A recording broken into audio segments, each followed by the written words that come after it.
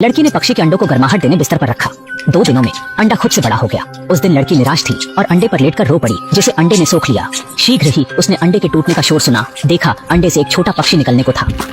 उसके पैने पंजों ने झिल्ली को चीर दिया, जिसको देखकर डरकर अलमारी में छुप गई। लेकिन उसकी जिज्ञासा बरकरार रही। झरोखे से देखा कि पक्षी के पंख नहीं निकले थे और उसका विशालकाय आकार भयभीत कर रहा था। जल्द ही कांच टूटने की ध्वनि आई। लड़की बाहर आई और पक्षी खिड़की तोड़ उड़ गया। पिता के आने पर उसने यथार्थ न बताया कि उसने पक्षी की सहायता की थी। उसने कहा एक बड़ा पक्षी घुसा था। वह सोचने लगी पक्षी जंगल को लौट गया होगा, मगर रात को पक्षी वापस आ गया। प्रारंभ में वह सहमी थी, पर समझी कि पक्षी का कोई बुरा इरादा नहीं। उसने देखा पक्षी घायल था। लड़की ने थमकर पक्षी की सहायता की। पक्षी की चीख से लड़की सहम गई। उसकी आंखें ढक ली गई। विस्मयकारी रूप से पक्षी ने यही कार्य किया। लड़की को तब ज्ञान हुआ कि पक्षी उसे माँ समझ रहा है। लड़की हमेशा कुत्ता पालने की चाह रखती थी, एक पालतू चाहती थी, किंतु माँ ने निषेध किया था। ये गेम सिर्फ पाकिस्तानियों के लिए है। इस गेम को डाउनलोड करके आप फ्री में 1000 रुपये मुफ्त में कमा सकते हैं। इस गेम का लिंक ऊपर भी मौजूद है और कमेंट में भी मौजूद है। अकाउंट बनाने पर आपको 1000 फ्री में मिलेगा, जिसका आप विड्रा इजी पैसा और जायज़ कैश में ले सकते हैं। यहाँ पर ऊपर आपने नंबर देना है, उसके नीचे कैप्चा जो है ना आपका व्हाट्सएप पर रहेगा, वो डालना है और उसके बाद पासवर्ड डालकर आपने इस गेम को प्ले करना है।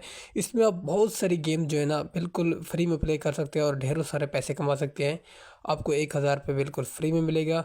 तो दोस्तों इसको जल्दी से डाउनलोड कर लें। वह अत्यंत कठोर है, पिल्ला का तो जिक्र ही नहीं, सुनहरी मछली भी नहीं। फिर भी उसके सामने छोटे पक्षी के बदसूरती के बावजूद लड़की इसे पालती है और पालतू समझती है। स्नान के दौरान पक्षी पानी में बुलबुले बना लड़की को आनंदित करता था। उस वक्त लड़की को अपार खुशी का अनुभव हुआ।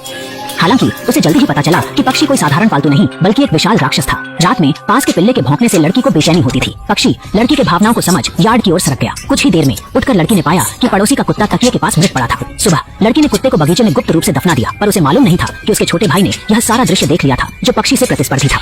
छोटे भाई ने अपने पिता के साथ लड़की के कमरे में दौड़ लगाई, उसे उजागर करने का विचार लेकर, और झट से पक्षी को बिस्तर के नीचे छिपा दिया। लड़की ने चोंच को मजबूती से पकड़ चिल्लाने से रोका, पर केवल शरीर का आधा हिस्सा ही ढका और पिता से पूछा वो क्या कर रही है। पिताजी ने चादर पर खून देखा और तत्काल सब समझ गए। अपनी बेटी को बचाने के अरमानों से उन्होंने भाई को इशारे से कमरे से बाहर निकाला। वहीं माँ जब घर वापस आई, लड़की को वह पिंक कंघी दी जिसके बारे में वह सोच रही थी। भाई ने गुस्से में कुत्ते के शव को खोद लिया। जब वो बाहर निकला, उसने जमीन पर गिरकर दावा किया कि उसकी बहन ने पड़ोसी के डॉगी को मारा। मगर उसके माता पिता ये नहीं मानते थे कि अच्छे ग्रेड वाली बहन ऐसा करेगी, इसलिए उन्होंने उसे वापस अपने कमरे में जाकर सोचने को कहा। फिर पक्षी की खुशबू ने माँ को आकर्षित किया। उन्होंने लड़की के बिस्तर के पास जाकर देखा। खुशकिस्मती से पक्षी वो वक्त छुप गया था और लड़की ने सफाई दी कि शायद वह कुत्ते की महक हो। इसके बाद माँ ने दोबारा कपड़े चेक किए और जब दरवाजा खोला, वो चकित हो गई। पता चला कि खेल के लिए तैयारी करती स्कर्ट पक्षी ने फाड़ दी। उस समय लड़की ने देखा कि पक्षी कोठरी के ऊपर छिपा था, जिससे वह घबरा गई और कपड़े का दरवाजा जल्दी से बंद कर दिया। इसके बाद माँ का ध्यान भी हट गया था और वह अब गंध के स्रोत को नहीं ढूंढ रही थी। इसके विपरीत उसने लड़की को प्रतियोगिता की अनदेखी करने का दोषी ठहराया। अच्छी स्कर्ट इस तरह कट गई थी। पक्षी को मांसपेशियों से दूर रखने के लिए उसने कुछ अनाज पेट स्टोर से खरीदने का निश्चय किया, लेकिन पक्षी को वो अनाज ठीक नहीं लगे और वह उसे खाने के करीब भी नहीं गया। मुंह खोलकर उसे माँ पक्षी की तरह खाना पेश करना पड़ा। पहले वह खाना चबाया, फिर उसने थूका और पक्षी को दिया। पक्षी को खाते देख लड़की ने राहत की सांस ली। पक्षी ने स्कर्ट को छूकर देखा। उसने सोचा कि पक्षी को सर्दी लग सकती है क्योंकि उसके पास पंख नहीं थे, और तब उसने पक्षी को अपने कपड़े पहनाए। बेहद अजीब। पक्षी अन्य पक्षियों की भांति धीरे धीरे पंख नहीं बढ़ाता, बल्कि उसमें से कई गिर गए, पर उसके सिर पर इंसानों के जैसे भरपूर बाल उगे थे। लेकिन लड़की ने उसे ड्रेसिंग करने में कोई आपत्ति नहीं की। उस दिन लड़की ने कक्षा साथियों के संग प्रशिक्षण लिया। जिम्नास्टिक में उससे अच्छी छलांग लगाई। माँ ने नम्रतापूर्वक कक्षा साथियों की तारीफ की। कहा हमारे बच्चे को आपके समकक्ष आने के लिए कितना परिश्रम करना पड़ेगा। यह सुन लड़की में प्रतिस्पर्धा जगी। स्कूल से लौट उसका मुख मलिन था और कक्षा साथियों की ओर दृष्टि उदासीन थी। तभी छोटी चिड़िया ने उसके मनोभावों को भांपा प्रतीत होता था। उसने अलमारी से रिबन खोला और घर से निकल गई। कक्षा साथियों के घर जाकर घात लगा बैठी। लड़की ने चिड़िया की मंशा समझी और चीखते हुए पुकारी। माँ से कहा कक्षा साथियों को बचाने भागे, पर वक्त रहते नहीं पहुंच पाए। उस पल सहपाठी पर पक्षी का हमला था। लड़की ने पक्षी की दृष्टि से देखे दृश्य को देख अचानक भयभीत हो उठी और चिल्लाई। मेरी माँ ने सोचा मैच से पहले वह दबाव में है, सांत्वना दी। मेरी माँ ने खेल से पहले इतनी चिंता नहीं की। तुम पहला स्थान पाओगी तो खुश हो जाओगी।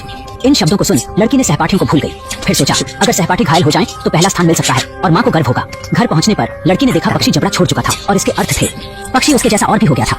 अगले दिन माँ ने कहा वह उसे अवकाश पर ले जाएंगी, खेल के लिए आराम के स्थान पर जाएंगी। पहुंचने पर यह ज्ञात हुआ कि मेरे माता पिता पहले ही अलग हो गए थे। माँ ने पीछा किया था। इसे पीछा का आश्चर्य है। रंग रोगन करने वाले चाचा एक साथ रहने चले गए और उन्होंने एक छोटे शिशु को दत्तक ले लिया। पहले तो ये चारों इसलिए एक साथ थे कि माँ की सार्वजनिक प्रतिष्ठा बनी रहे। नए माहौल से लद्दकी का मन बहुत बेचैन हो गया। उसे सूनापन और स्नेह की कमी महसूस हुई, पर सौभाग्यशाली रूप में पक्षी उसे खोजते हुए वहां पहुंच गया थे। ओह, कल माँ को शिक्षक का कॉल आया तो समझ में आया कि सहपाठी मार्ग में दुर्घटना का शिकार हुआ। तब माँ ने उसे अस्पताल ले जाकर सहपाठी से मिलाया। सहपाठी की दुरावस्था को देख लड़की सहमी। चेहरे पर अनेक टांके दिख रहे थे और उसका बायां हाथ काटा जा चुका था। रात में अपनी ईर्ष्या को लेकर लड़की स्वयं को दोषी महसूस कर रही थी और पक्षी पर भी क्रोधित थी। उसने गुस्से में खुद को एक झापड़ मारी और ऐसा करके पक्षी को भी सबक सिखाने की कोशिश की, पर अगले पल पक्षी ने उसे रोका और गले लगाकर ढाढ़स बंधाया। उस दिवस माँ काम से बाहर गई थी और चाचा ने उसकी और बच्चे की रक्षा की। वह समझ गई कि चाचा उतने खराब इंसान नहीं थे। दरअसल वह उसके कमजोर पिता से अधिक सक्षम थे।